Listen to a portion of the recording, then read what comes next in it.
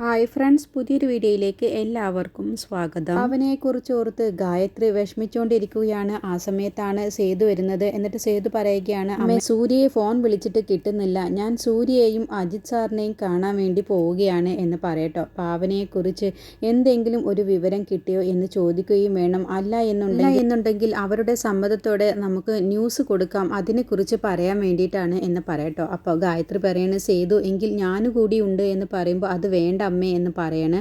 അപ്പോൾ മായ പറയണ, വേണ്ട അമ്മേ, അമ്മ ഇനിയിപ്പോൾ പോണ്ട, സേതുവട്ടം പോയിട്ട് വരട്ടെ എന്ന് പറയട്ടോ. അപ്പോഴാണ് സേതുവിൻ്റെ ഫോണിലേക്ക് സൂര്യ വിളിക്കുന്നത്. അപ്പോൾ സൂര്യ കാര്യങ്ങളൊക്കെ പറയുകയാണ്, ഭാവനയെ തിരിച്ചു കിട്ടി എന്ന് പറയട്ടോ. അത് കേൾക്കുമ്പോൾ ഗായത്രിക്കും സേതുവിനും മായയ്ക്കൊക്കെ ഒരുപാട് സന്തോഷമാവാണ്. അങ്ങനെ ഗായത്രി സേതുവിനെയും മായയൊക്കെ കെട്ടിപ്പിടിക്കാൻ കേട്ടോ. എന്നിട്ട് പറയുകയാണ്, എനിക്ക് താഴെ ഫോണ്, ഞാൻ സംസാരിക്കട്ടെ എന്ന് പറഞ്ഞ് ഫോണ് വാങ്ങുകയാണ്.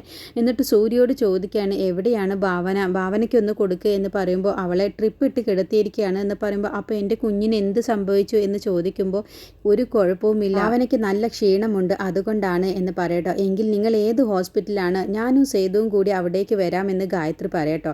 അത് വേണ്ട അമ്മേ, ഞങ്ങളിപ്പോൾ ഈ ട്രിപ്പ് കഴിഞ്ഞാൽ ഉടനെ തന്നെ അവിടേക്ക് തന്നെയാണ് വരുന്നത്, അമ്മ ടെൻഷൻ ആവാതിരിക്കുക, നമ്മളെ ഈശ്വരൻ കൈവിട്ടിട്ടില്ല എന്നൊക്കെ പറഞ്ഞ് ആശ്വാസവാക്കുകൾ പറഞ്ഞ് ഫോൺ വെക്കുകയാണ് കേട്ടോ. അങ്ങനെ ഗായത്രിക്ക് ഒരുപാട് സന്തോഷമാവുകയാണ് ഭാവനയെ തിരിച്ചു കിട്ടിയപ്പോൾ. അപ്പോൾ സേതു പറയണ, അമ്മേ നെഞ്ചിലുള്ള ഒരു ഭാരം ഇറക്കി വെച്ചതുപോലെ ഉണ്ട് എന്ന് സേതുവും സന്തോഷത്തോടു കൂടി പറയാണ്.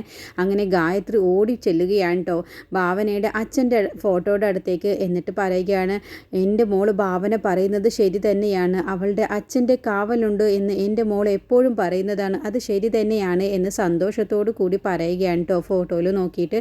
അപ്പോഴത്തേക്കും ഭാനുവിനോട് മായ ചെന്ന് പറയുകയാണ്. അങ്ങനെ ഭാനുവും കൂടി വരികയാണ് കേട്ടോ. എന്നിട്ട് ഭാനുവും മായയെ കെട്ടിപ്പിടിക്കുകയാണ് സന്തോഷം കൊണ്ട്.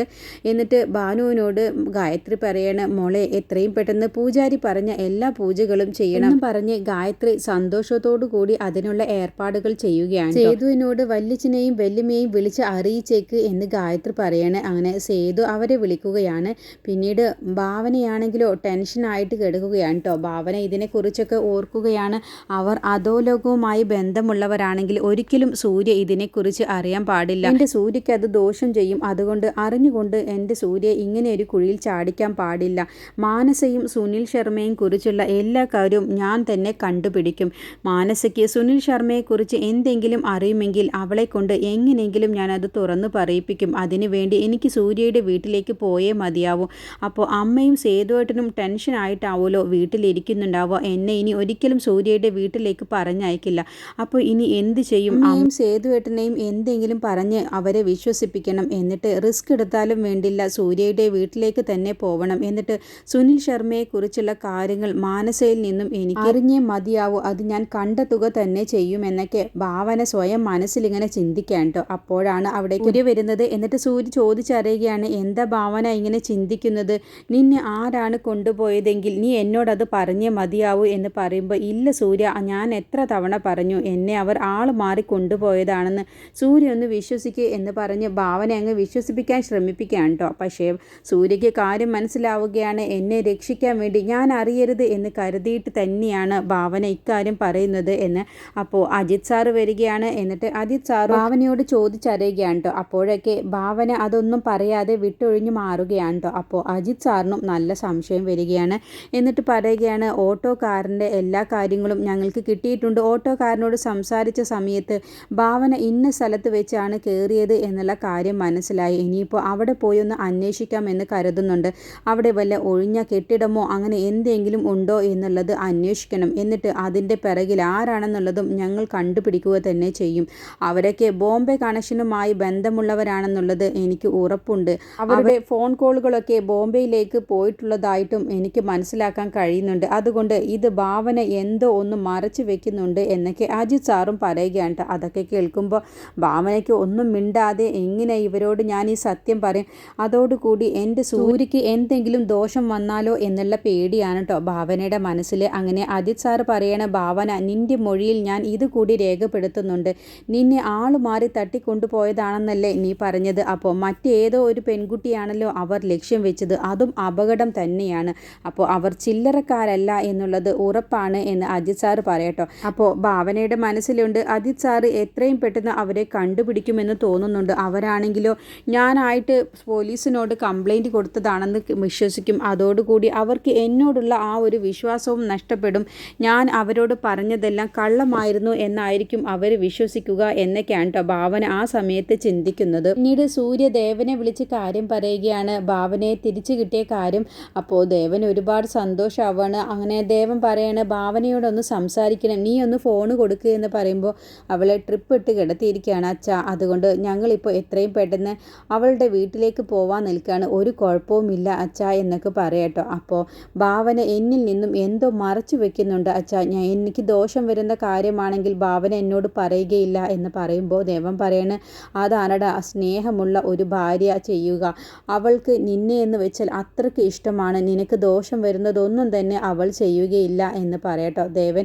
പക്ഷേ ഇക്കാര്യം നിന്റെ അമ്മ മനസ്സിലാക്കുന്നില്ല, എനിക്കും നിനക്കും മാത്രമാണ് ഭാവനയുടെ നന്മയെക്കുറിച്ച് അറിയുകയുള്ളൂ എന്ന് പറഞ്ഞ് ഫോൺ വെക്കുകയാണ്. പിന്നീട് ദേവൻ ജയനിർമ്മലയോട് ഭാവനയെ തിരിച്ചു കിട്ടിയ കാര്യം പറയട്ടോ. അപ്പോൾ ജയനിർമ്മല ദേഷ്യപ്പെട്ട് പറയുകയാണ്, അല്ല ഗായത്രി ഇവിടെ കിടന്ന് വലിയ ഷോ കാണിച്ചിട്ടൊക്കെ പോയല്ലോ, ഇപ്പം എങ്ങനെ ഭാവനയെ തിരിച്ചു കിട്ടി, ഞാനാണ് ഇതിൻ്റെ പിറകിലെന്നൊക്കെ പറഞ്ഞിട്ട് ഇപ്പം എന്തുണ്ടായി എന്ന് പറയട്ടെ. അപ്പോൾ ദേവൻ പറയണം, അത് തന്നെയാണ് ഞങ്ങളും ചിന്തിക്കുന്നത്, സൂര്യക്കും ചില സംശയങ്ങളൊക്കെ ഉണ്ട്. ഗായത്രി ഇവിടെ വന്ന് ബഹളമുണ്ടാക്കി 5 മിനിറ്റ് പോലും കഴിഞ്ഞില്ല, അപ്പോഴത്തേക്കും ഭാവനയെ വിട്ടിരിക്കുന്നു. അപ്പോൾ ഇതിൻ്റെ പിറകിൽ ആരാണെന്നുള്ളതൊക്കെ ഊഹിക്കാവുന്നതേ ഉള്ളൂ എന്ന് പറയട്ടോ. അപ്പോൾ ജയൻ നിർമ്മല പറയണേ, അപ്പോൾ ദേവേട്ടൻ പറഞ്ഞു വരുന്നത് ഞാനാണെന്നാണോ എന്ന് ചോദിക്കുമ്പോൾ സൂര്യ ചില കാര്യങ്ങളൊക്കെ തീരുമാനിച്ചിട്ടുണ്ട്. സൂര്യ ഇനി എന്താണോ തീരുമാനിക്കുന്നത് അതിനോടൊപ്പം ഞാനും ഉണ്ടാവും. ഇവിടെ ആ അജയനും പ്രസീതയും നിൽക്കുന്നത് കൊണ്ട് ഭാവനയ്ക്ക് ദോഷം വരുമെന്നുണ്ടെങ്കിൽ ഉറപ്പായും സൂര്യ ഇനി ഇവിടെ നിർത്തുകയില്ല അവരെ. ഇപ്പോൾ അവർ തൽക്കാലം രക്ഷപ്പെട്ടു ഭാവന വന്നതുകൊണ്ട്. അതുകൊണ്ട് ഇനി മാനസ നീ ഒന്ന് ഉപദേശിച്ചു കൊടുത്തേക്ക് നിൻ്റെ അമ്മയും അച്ഛനെയും എന്ന് പറയട്ടെ. അപ്പോൾ മാനസ പറയണേ, ഞാൻ പറയുന്നതിനേക്കാളും നല്ലത് സൂര്യ തന്നെ എന്തെങ്കിലും തീരുമാനമെടുക്കുന്നത് തന്നെയാണ്, എനിക്ക് അതിനോട് ഒരു വിരോധവുമില്ല എന്ന് പറയട്ടെ. അപ്പോൾ ഇതെല്ലാം തന്നെ അജയനും പ്രസീതയും ഒളിഞ്ഞു നിന്ന് കേൾക്കുകയാണ്. അപ്പോൾ അവർ പറയുകയാണ്, അപ്പോൾ അനിരുദ്ധനല്ല ആ ഭാവനയെ തട്ടിക്കൊണ്ടു പോയിട്ടുള്ളത്, മറ്റാരായിരിക്കും എന്ന് അവർ രണ്ടുപേരും കൂടി പരസ്പരം പറയുകയാണ് കേട്ടോ. അങ്ങനെ ജയനിർമ്മലയോട് പറയുന്നുണ്ട്, ഞങ്ങൾക്കൊക്കെ ചില ആളുകളെ സംശയമൊക്കെ ഉണ്ട്, എന്തായാലും സൂര്യ ഇവിടേക്ക് വരട്ടെ, എന്നിട്ട് സൂര്യ ഒരു തീരുമാനമെടുക്കുമെന്നും പറഞ്ഞ് ദേവൻ പോവുകയാണ് കേട്ടോ. അപ്പോൾ ജയനിർമ്മല മാനസയോട് പറയുകയാണ്, സൂര്യ ഇവിടെ വന്നിട്ടേ ഒരു തീരുമാനവും എടുക്കാൻ വേണ്ടി പോകുന്നില്ല, ഞാനാണ് ഈ വീട്ടിലെ എല്ലാ തീരുമാനവും എടുക്കുക, അല്ലാതെ സൂര്യയില്ല എന്ന് അഹങ്കാരത്തോടു കൂടി ജയനിർമ്മല പറയുകയാണ് കേട്ടോ. അപ്പോൾ അതിൻ്റെ മുന്നേ ദേവൻ്റെ മുന്നിൽ വെച്ച് മാനസ പറയുന്നുണ്ട്, ഞാൻ കാരണമാണ് ഇപ്പോൾ ഇവിടെ ഇത്രയും അധികം പ്രശ്നങ്ങളൊക്കെ ഉണ്ടാകുന്നത്, അതുകൊണ്ട് കുറച്ച് റിസ്ക് എടുത്താലും വേണ്ടില്ല, ഈ കുഞ്ഞിനെ അങ്ങ് കളഞ്ഞാലോ എന്ന് എനിക്ക് തോന്നുന്നു എന്ന് പറയട്ടോ. അപ്പോൾ ജയനിർമ്മല പറയണ, എന്താ മോളെ നീ ഈ പറയുന്നത്, നീ അങ്ങനെ വേണ്ടാത്തതൊന്നും പറയാൻ നിൽക്കണ്ട, നീ ഒന്ന് നിൻ്റെ കാര്യം നോക്കി ജീവിക്കാൻ നോക്ക് എന്ന് പറഞ്ഞ് മാനസയെ വിഷമിപ്പിക്കാത്ത രീതിയിൽ ജയനിർമ്മല മാനസയെ ആശ്വസിപ്പിച്ചുകൊണ്ട് പറയുകയാണ് കേട്ടോ. എന്നിട്ട് മാനസയോട് പറയും, നീ അവിടെ പോയി റെസ്റ്റ് എടുക്കുക എന്ന് പറഞ്ഞ് മാനസയെ പറഞ്ഞയക്കുകയാണ്. അങ്ങനെ ജയനിർമ്മലയാണെങ്കിലോ മനസ്സിൽ സൂര്യയ്ക്ക് ഒരു അധികാരവും ഇവിടെ ഇല്ല, ഞാനാണ് എല്ലാം തീരുമാനിക്കുന്നത് എന്നുള്ള അഹങ്കാരത്തിൽ നിൽക്കുകയാണ്. അജിത് സാറ് സൂര്യയോട് പറയുന്നുണ്ട്, ഭാവന ഒന്നും വിട്ടു പറയുന്നില്ല, ഭാവന ആരെയോ രക്ഷിക്കുന്നത് പോലെയാണ്, ആരെയോ പേടിക്കുന്നത് പോലെയാണ് സംസാരിക്കുന്നത് എന്ന് പറയട്ടോ.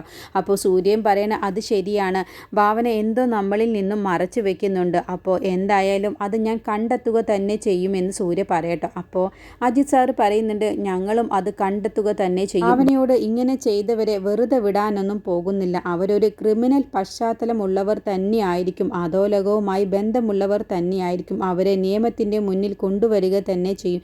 പിന്നെ ഒരു ഗർഭിണിയായ സ്ത്രീയോടാണ് അവർ ഇങ്ങനെ ചെയ്തത്, അവരെ വെറുതെ വിടാനൊന്നും കഴിയില്ല. പിന്നെ ഭാവന പറയുന്നത് പോലെ ഭാവനയല്ല ഉദ്ദേശിച്ചത്, മറ്റേതെങ്കിലും പെൺകുട്ടിയാണെങ്കിൽ അതും ദോഷം തന്നെയാണല്ലോ, അതുകൊണ്ട് അവരെ എത്രയും പെട്ടെന്ന് ഞങ്ങൾ കണ്ടുപിടിക്കും, ഞങ്ങളുടെ ഡിപ്പാർട്ട്മെൻറ്റ് അതിനുള്ള ഏർപ്പാടുകൾ ചെയ്യുമെന്നൊക്കെയാണ് കേട്ടോ അജിത് സാറ് പറഞ്ഞിട്ട് പോകുന്നത്. ഈ സമയം ഭാവനയും കൂട്ടി ഗായത്രിയുടെ വീട്ടിലേക്ക് സൂര്യ പോവുകയാണ്. അടുത്ത എപ്പിസോഡിൽ സൂര്യയും ഭാവനയും ഗായത്രിയുടെ അടുത്തേക്ക് എത്തുകയാണ് കേട്ടോ. അപ്പോൾ ഗായത്രി ഭാവനയെ കണ്ടതോടുകൂടി പുറത്തേക്ക് ഓടി വരികയാണ്. അപ്പോൾ സേതുവും ഭാനുവും മായയൊക്കെ ഉണ്ട്. എന്നിട്ട് ഗായത്രി ഭാവനയെ അങ്ങ് കെട്ടിപ്പിടിച്ചുകൊണ്ട് കരയുകയാണ്, എൻ്റെ മോളെ എനിക്ക് തിരിച്ചു കിട്ടിയല്ലോ, എൻ്റെ മോൾക്ക് എൻ്റെ മോളുടെ അച്ഛൻ്റെ കാവലുണ്ട്, ഈശ്വര അനുഗ്രഹവുമുണ്ട്, എൻ്റെ മോൾക്ക് ഒരു കുഴപ്പവും കൂടാതെ ഇവിടെ എത്തിയത് അതുകൊണ്ടാണ് എന്നൊക്കെ കരഞ്ഞുകൊണ്ട് ഗായത്രി പറയട്ടോ. എന്നിട്ട് ചോദിക്കുകയാണ്, മോളെ ആരാണ് തട്ടിക്കൊണ്ടുപോയത്, മോളെ അവരെക്കുറിച്ച് എന്താ പറയാത്തത് എന്ന് ചോദിക്കുകയാണ്. അപ്പോൾ ഭാവന പെട്ടെന്ന് അങ്ങ് വഴുതി മാറി പോവുകയാണ് കേട്ടോ. എന്നിട്ട് അകത്തേക്ക് പോവുകയാണ്. എനിക്കൊന്ന് റെസ്റ്റ് എടുക്കണം, എനിക്ക് തീരെ സുഖമില്ല എന്ന് പറഞ്ഞിട്ടാണ് ഭാവന അവരോട് ഇക്കാര്യമൊന്നും പറയാതിരിക്കാനും കൂടുതൽ ചോദ്യം വരാതിരിക്കാൻ വേണ്ടി പെട്ടെന്ന് ഭാവന അവിടെ നിന്ന് പോവുകയാണ്. അപ്പോൾ ഭാവന പോകുന്നത് കാണുമ്പോൾ സേതുവിനും സൂര്യയ്ക്കും ഗായത്രിക്കും ഭാനുവിനും മായയ്ക്കും ഒക്കെ സംശയം വരുന്നുണ്ട്. ഭാവന എന്തോ മറച്ചു വെക്കുന്നുണ്ട്, ആരെയോ രക്ഷിക്കാൻ വേണ്ടി ശ്രമിക്കുന്നുണ്ട് എന്നൊക്കെ ഇങ്ങനെ അവർക്ക് മനസ്സിലാവുകയാണ് കേട്ടോ. അങ്ങനെ സൂര്യ ഭാവനയുടെ അടുത്തേക്ക് റൂമിലേക്ക് ചെല്ലുകയാണ്. എന്നിട്ട് ഭാവനയോട് കാര്യങ്ങളൊക്കെ ചോദിക്കുമ്പോഴും ഭാവന ഒന്നും തന്നെ വിട്ടു പറയുന്നില്ല കേട്ടോ. അങ്ങനെ ഭാവന പറയുകയാണ്, നമ്മുടെ കുഞ്ഞിന് ദോഷവും വരാതിരുന്നത് ഈശ്വരാനുഗ്രഹം കൊണ്ടാണ് എന്ന് ഭാവന പറയട്ടോ. അങ്ങനെ സൂര്യയുടെ കൈ പിടിച്ചുകൊണ്ട് ഭാവന പറയുകയാണ്, നമ്മുടെ കുഞ്ഞ് ഈശ്വരൻ തന്ന വരദാനമാണ്, ആ കുഞ്ഞിന് ഒന്നും സംഭവിക്കില്ല, സൂര്യ ഒന്നുകൊണ്ടും ടെൻഷൻ ആവണ്ട എന്നൊക്കെ പറഞ്ഞ് ഭാവന സൂര്യയെ ആശ്വസിപ്പിക്കുകയാണ്. സമയം അജയനും പ്രസീതയും പറയുന്നുണ്ട്, ഭാവനയ്ക്ക് മറ്റാരോ ശത്രുക്കളുണ്ട്, അല്ലാതെ അനിരുദ്ധനല്ല കൊണ്ടുപോയിട്ടുള്ളത്. അപ്പോൾ നമ്മളറിയാത്ത മറ്റാരോ ശത്രുക്കളുണ്ട് ഭാവനയ്ക്ക്, അതാരാണെന്നുള്ളതാണ് ഇനി മനസ്സിലാക്കേണ്ടത്. അതുകൊണ്ടാണ് ഭാവനയെ അവർ വിട്ടയച്ചതും അതിനി എന്താണെന്നുള്ളതാണ് നമ്മൾ ഇനി കണ്ടെത്തേണ്ടത്. ഇനിയിപ്പോൾ ഭാവനയ്ക്ക് എന്ത് സംഭവിച്ചാലും നമ്മളെയാവും സംശയിക്കുക. ഭാവനയൊന്ന് കാല് തട്ടി വീണാൽ പോലും ഇനി നമ്മൾ കാരണമാണെന്നാണ് എല്ലാവരും പറയുക. അതുകൊണ്ട് ഇനി സൂക്ഷിച്ച് വേണം ഓരോ കാര്യങ്ങളും ചെയ്യാൻ. ഇനി ഈ വീട്ടിൽ നിന്നും പുറത്തു പോയാൽ പിന്നെ അകത്ത് കയറാൻ വലിയ പാടായിരിക്കും എന്നൊക്കെ അജയനും പ്രസീതയും പറയാൻ. അങ്ങനെ ഭാവന ഇനി സൂര്യയുടെ വീട്ടിലേക്ക് തന്നെ വരികയാണ് കേട്ടോ. മാനസയും സുനിൽ ശർമ്മയും തമ്മിലുള്ള എന്ത് കാര്യമാണ്, എന്താണ് മാനസ സുനിൽ ശർമ്മയെക്കുറിച്ച് നമ്മളിൽ എല്ലാവരെയും നിന്നും മറച്ചു വെക്കുന്നത് എന്ന് കണ്ടെത്താൻ വേണ്ടിയിട്ട് അങ്ങനെയുള്ള തെളിവുകളാണ് എനിക്ക് അവർ കാണിച്ചു തന്നത്. അതുകൊണ്ട് മാനസ എന്തോ മറച്ചു വെക്കുന്നുണ്ട് എന്നുള്ള കാര്യം ഭാവനയ്ക്ക് മനസ്സിലായത് കൊണ്ട് തന്നെ സൂര്യയുടെ വീട്ടിലേക്കാണ്. അപ്പോൾ ഭാവനയെ തടയുന്നുണ്ട് സേതുവും ഗായത്രിയും ഒക്കെ. അപ്പോൾ അവരോട് പറയുന്നുണ്ട്, എനിക്കൊരു കുഴപ്പവും വരില്ല, ഇനി ആര് തന്നെയും എന്നെ ഒന്നും ചെയ്യാനും പോകുന്നില്ല, എനിക്കിപ്പോൾ സൂര്യയുടെ വീട്ടിലേക്ക് പോയേ മതിയാവൂ എന്നും പറഞ്ഞിട്ടാണ് സൂര്യയുടെ വീട്ടിലേക്ക് വരുന്നത്.